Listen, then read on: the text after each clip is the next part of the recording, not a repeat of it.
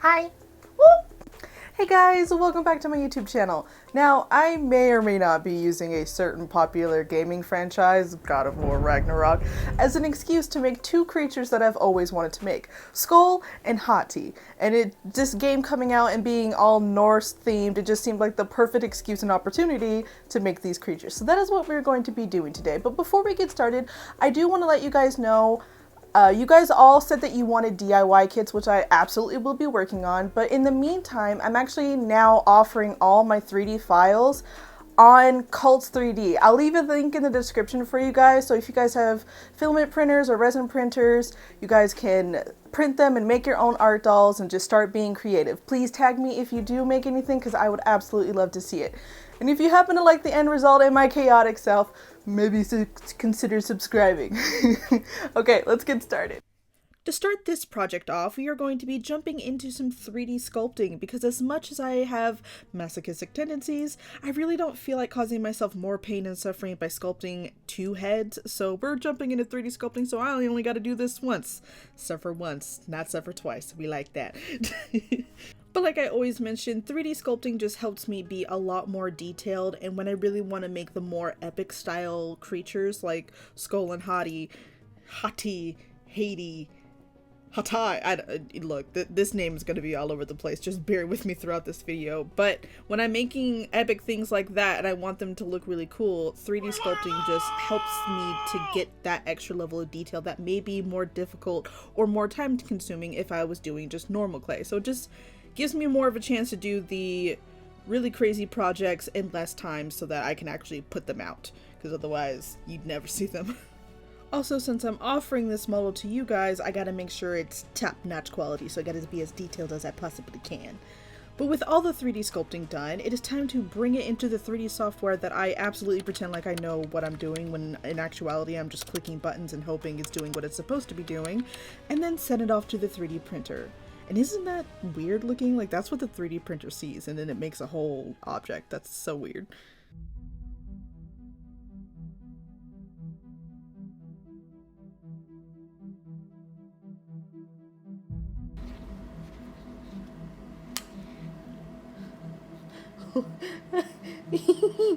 I think that's his nose. His nose kind of printed. So that failed. That sometimes happens. It's whatever. You just do it again. And do it again, we did. But with a lot of tweaking with the printer settings, pleading with the machine to please print something correctly, and a little bit of crying, we finally arrived with two completely nice looking Skoll and Hati heads.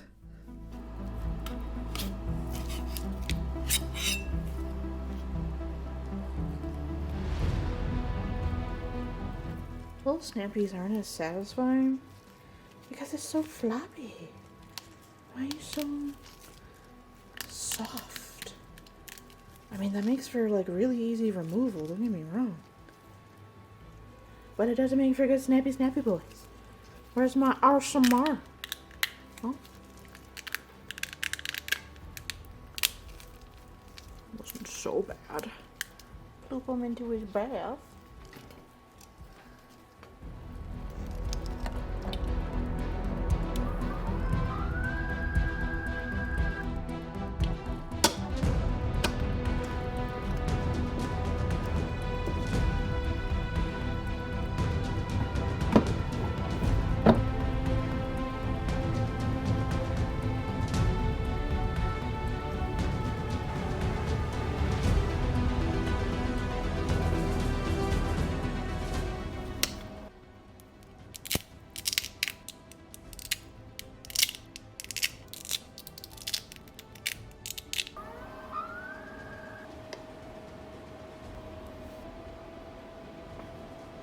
And here is the finished head. I printed it clear so that I'll be able to add some cool LEDs later, but it makes it difficult to see all the details. But we'll fix that later. For now, it's time for ASMR Armature time, or ASMR Armature time.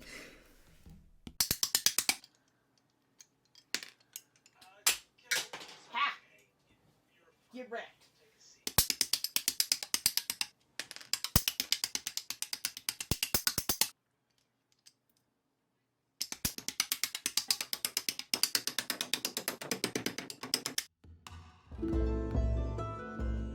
To attach the head and feet, I fill the cavity with hot glue that I had 3D sculpted earlier and insert the armature into that and just hold it until it cools off so that way it's nice and locked. And I'll be honest, I really don't feel like making a whole nother armature and doing everything, so we're just gonna... that's easy. I should learn how to do that more often.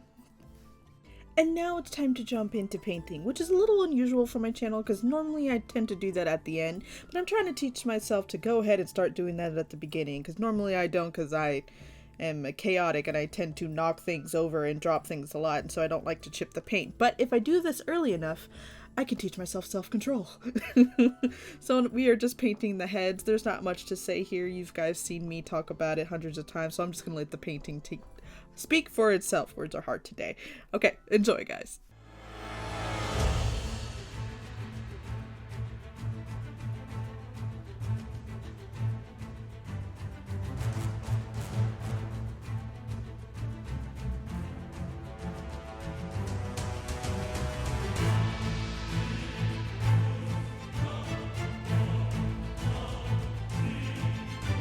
Okay, I did just want to interject this little thing. I'm doing the sun and moon like light marking that I wanted on them, and the one rule I had was don't get any paint on the eyes because you need to light them up later. And guess what I immediately did? Yep. I mean, I scraped it off and it was fine, but just it was the one thing I literally said don't do, and then what do? I go and do it.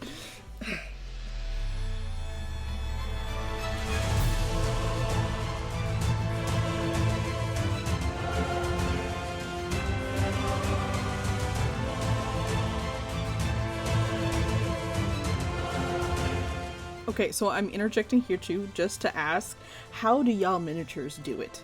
How do you miniature artists do it? I didn't breathe. I tried desperately not to move while making these markings, and they're still like a little bit janky, crooked. I just like, tell me your tips, tell me your secrets in the comments. I must know, like, how are you guys doing such delicate, thin little lines? I don't understand.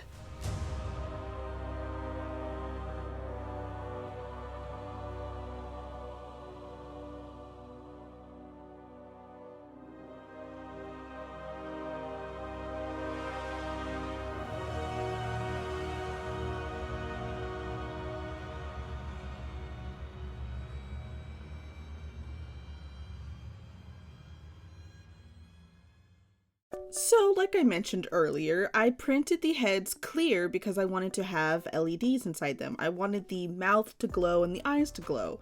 And I have so many LEDs, and they're just really good for things like that. And I didn't want to put in a single amount of effort, I'm not gonna lie, so I put those away, and guess what I pulled out? That's right, I pulled out the fairy lights. Why? Because they're already wired, they already light up, there's a bunch of them, so I can work with multiple pieces without one LED, and they're small enough to fit inside of an art doll, so work smarter, not harder, let's go.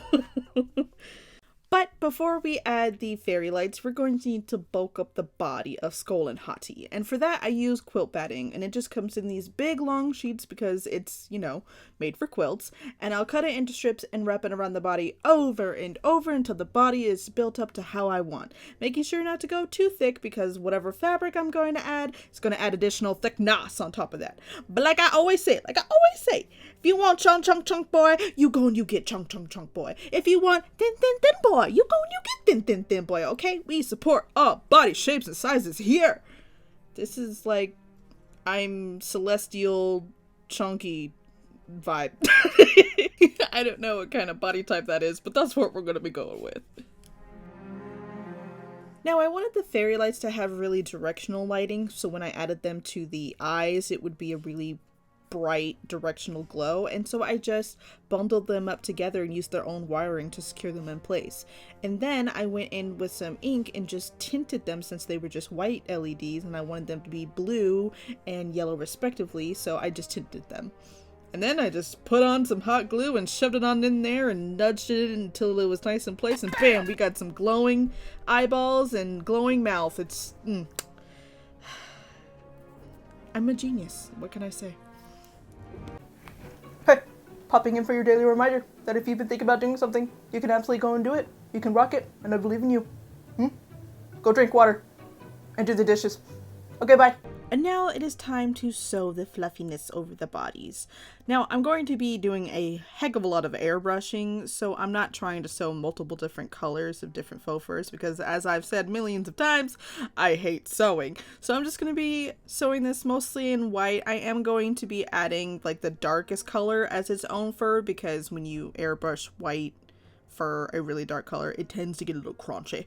So we're just cutting the pieces of fur the entire length of the body, cutting little slits to make a really weird fur jacket that the legs can slide through, and then just sewing straight down the middle. And when I say it out loud, it never makes any sense, so I just always hope that the footage kind of makes any more semblance of sense. Probably not, though.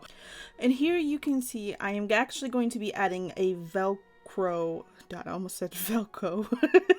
Cannot say Velcro. I've done this take twice. We're just gonna go with it. Velcro strap so that I can have access to the battery pack for the fairy lights. And with the sewing all done, it's now time to play groomer and trim down all the fluff. For that, I'm actually using a pet shaver, so I'm even more of a groomer, but it's a really great tool to have because it comes with these different size guards and it takes the bulk fur off very quickly, very evenly, and doesn't leave any jagged bits, and it's just a really good tool to have. But even still, I always like to go back in with some scissors, especially around the legs, because it's kind of hard for the pet shaver to get those and get them looking nice and realistic, and so I always like to go back in and shape them up so they just like look a little bit better. But you can really see the difference here. Just taking that extra little step really adds some detail and realism. I love it.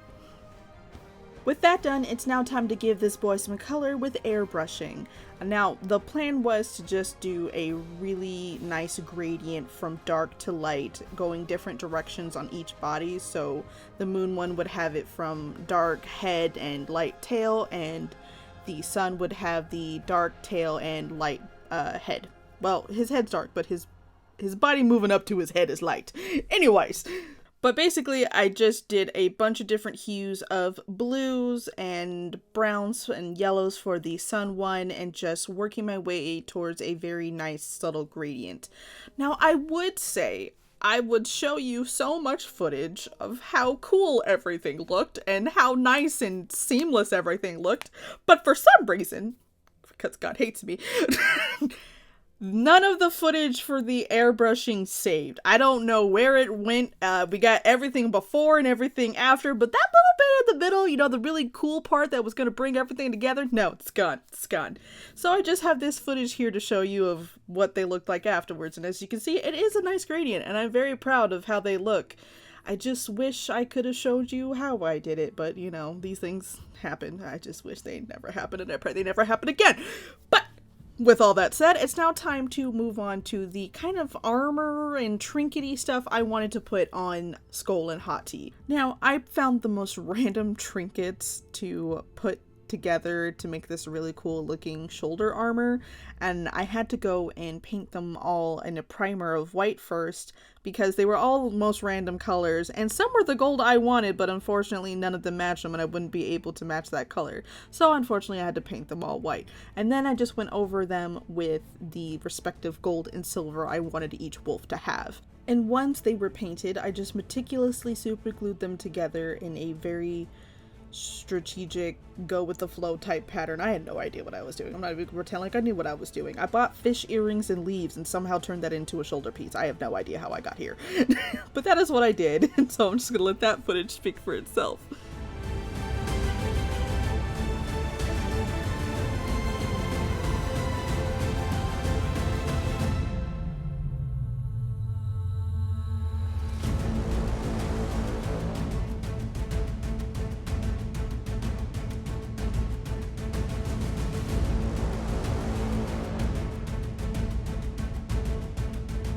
But here is what all the randomness look like together, and it looks so good. I'm really happy with the end result. I would have never expected those random things would look as cool as this when they were just painted to look the same color. And of course, because it's me, I had to add some little dangly chains just to go with the shoulder armor so it just wasn't by itself and it had a little bit something else going on. I also went in and added a type of like shin guard on the front legs just to add a little bit more visual interest. I was trying to be really detailed with this one. You guys know I love gluing random things onto my art dolls, and so any chance I can do it, I'm gonna take it. And so I thought it would look nice. It would give a little more than just the shoulder plate, because I thought that by itself might look a little bit weird. But with all that said, these two are done, and they are ready to go chase the sun and moon, as well as look at the final montage.